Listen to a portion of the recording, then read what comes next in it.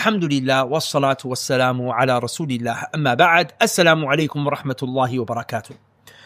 Watching 50 videos of starving children in Gaza isn't feeding even one of them. This is something that I came to kind of really discover yesterday when I found myself just scrolling through video after video of what's happening to our brothers and sisters. Now, obviously, we want to do something to help this famine come to an end. We want to do something to help them find safety and find food. But if watching these videos again and again and again isn't feeding them, then the question we have to really ask, or I have to ask myself, is that why am I spending so much time watching these videos? Now, at the same time, I can't not know what's going on to our brothers and sisters because I'm concerned about their well-being, and knowing what's actually taking place helps me to even understand what's going on, and then thus that actually helps guide my actions, such as make dua for them, give charity, or do whatever else is within our capacities to help them.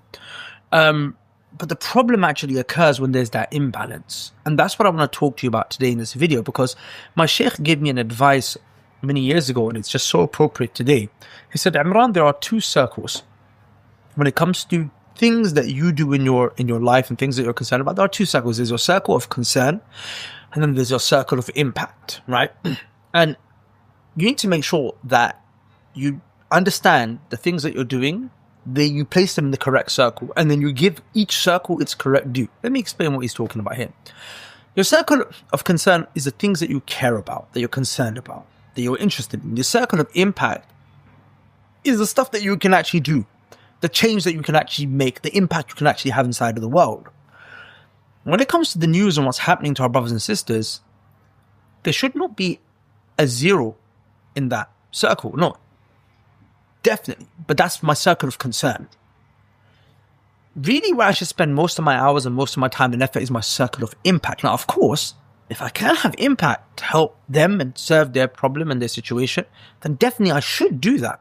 But some of us are going to find ourselves in a situation where we can't do anything for our brothers and sisters. Well, of course, there's always something you can do. You can make dua, right? You can make dua, you can raise awareness. But what I mean is that in the grand scheme of things, you may not be able to do a lot, but you've got children that you're neglecting right underneath your nose. You've got contracts with, partners that you've signed deals with in business that you're not fulfilling on because your mind is distracted elsewhere. You've got family ties, parents, you've got your local community, da'wah, seeking knowledge, attending the masjid, praying salah in the masjid. You've got, being productive, working on, technology, building businesses that can be used as leverage for the ummah. There's so many things that you can actually have an impact on that require the lion's share of your time and your effort and focus and attention, but you're not, or I'm not focusing on that.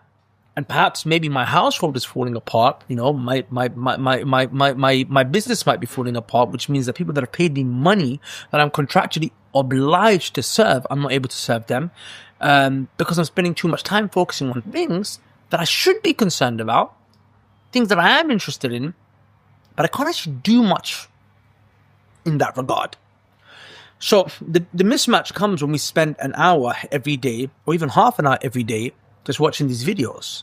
And we don't actually realize, right, they're like psychologically, it's just like watching content on Instagram, or any other content. You get a dopamine hit and it comes out. Of course, you feel a certain way about this content. It's more personal. So our brothers and sisters are suffering, but they want to keep you hooked. They want to just keep going through scrolling, because actually that keeps you busy and prevents you from doing dua.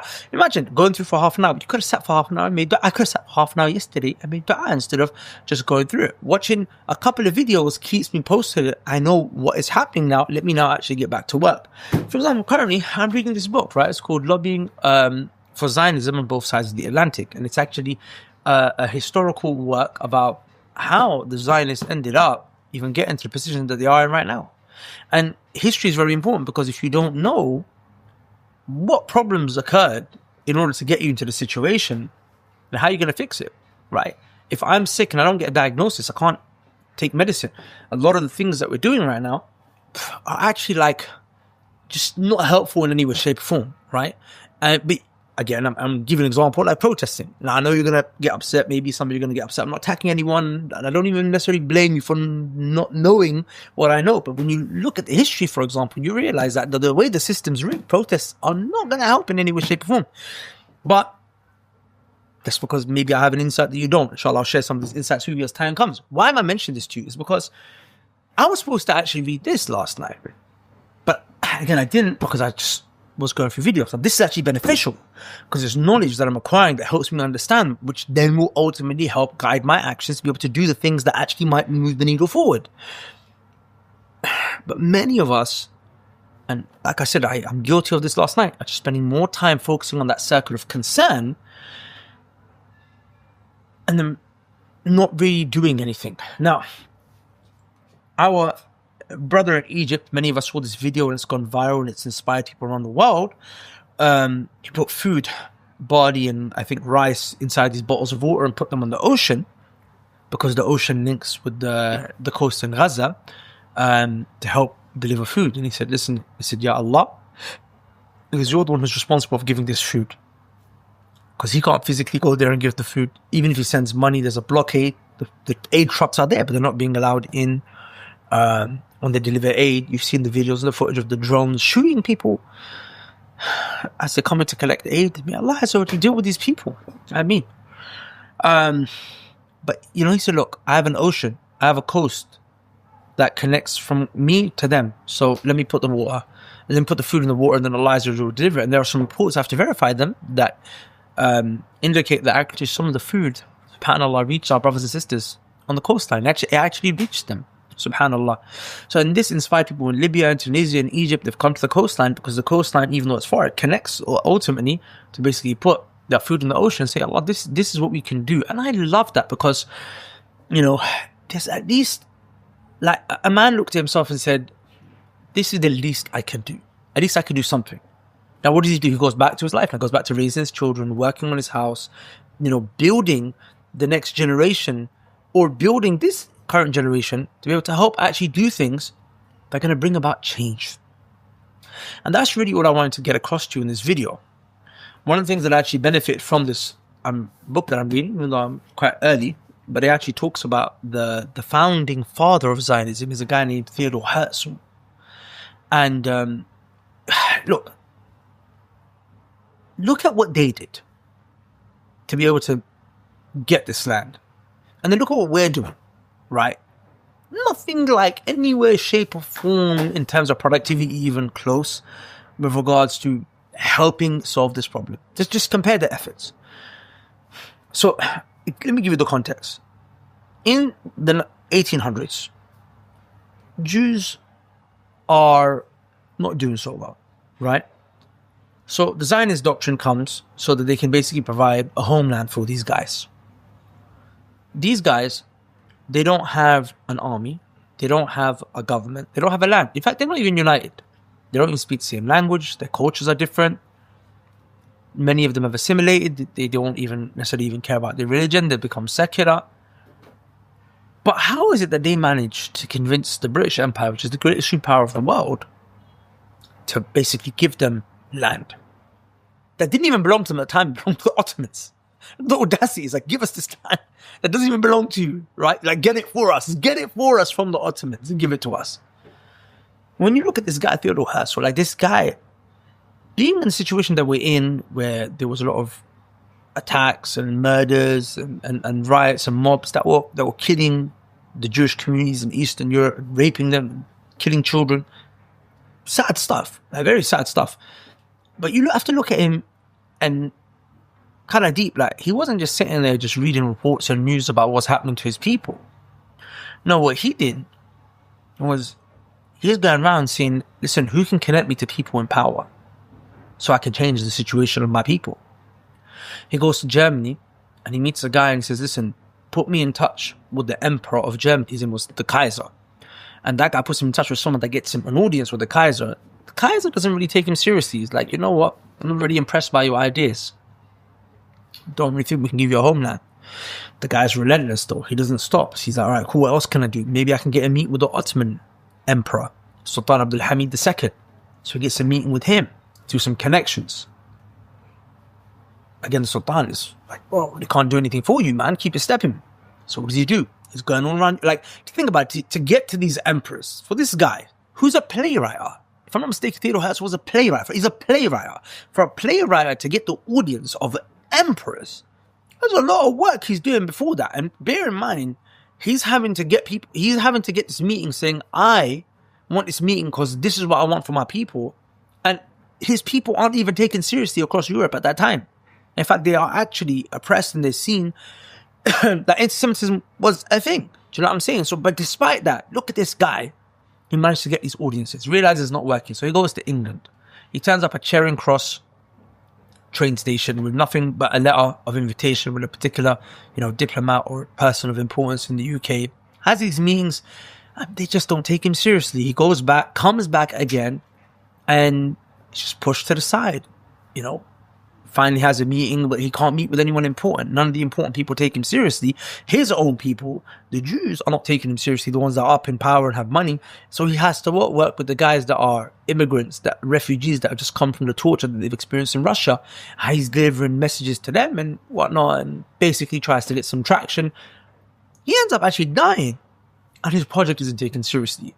There's a guy later called Chaim Weizmann that comes, that actually ends up, getting in contact with the British government during World War One and blah, blah, blah, and does some stuff. And then next thing you know, the Balfour Declaration is signed. Why am I telling this story? Because as much as the Zionist project is something that we have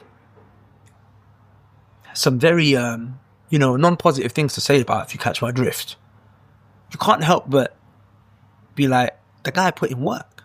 You don't achieve this type of, even though it's a monstrosity and it's an oppression, it's a violation, but you don't achieve that sitting on your backside. And that's what I'm trying to get to. And you can kind of make parallels between the state of the Zionists at that time and our people today. The same way anti-Semitism was ripe, Islamophobia is ripe. The same way, those guys were scattered and divided, so are we. In fact, I don't know, I kind of feel like we're in a better situation than they were. Yet they were relentless, right? They were relentless. There was their circle of concern, but then there was their circle of impact. Even if that means let me have conversations with people that can help put me in front of people that I can actually speak to, that can do something of positivity, whatever it might be. But they did something, and that's what I want to get across to you today. Of course, you need to do things that are permissible, do things that are actually beneficial and actually effective, do things that are not going to create bigger problems than solve problems. What I'm trying to say is that do something. And it may just well be that there's not much you can do for our brothers and sisters in Palestine. And it may be that Allah Azza wa Jalla doesn't question you about them because you didn't have the ability to actually do anything of impact and importance. But don't forget the things that you actually can do something about. Your children, your community, yourself, your own relationship with your Lord, right? Your business, your country, your locality. Do something for your people. So what I'm trying to get at is that there are two paths. There's a path of escape and there's a path of action. When you spend too much time in the circle of concern, it eventually becomes an escapist thing subconsciously, or maybe not for you but for me. But then what we want to focus on is action. We want to build skills. We want to raise powerful children. We want to give charity. We want to learn our deen. We want to build our network. We want to build effective infrastructure of projects for the Muslims, businesses, all these things that actually serve our cause. You don't have to fix the world, but you got to fix your corner of it. You don't have to fix the world. You may not be able to, but your corner. Sometimes you got a small corner. Sometimes you got a big corner. Maybe your corner is just your house. Maybe within your house people don't listen to you. Maybe your corner is just the corner in your bedroom, just you. Maybe your corner is your house and even your business. Maybe whatever it might be. You don't have to fix the world, Ak. You got to fix your corner. My hope from this video is that you become people of appropriate and effective and intelligent action, as opposed to just being a person of consumption. My hope is that instead of being a person who just watches every video, you become a person that's worth watching. With that said, may Allah bless you. سبحانك اللهم وبحمدك أشهد أن لا إله إلا أنت أستغفرك وأتوب إليك. السلام عليكم.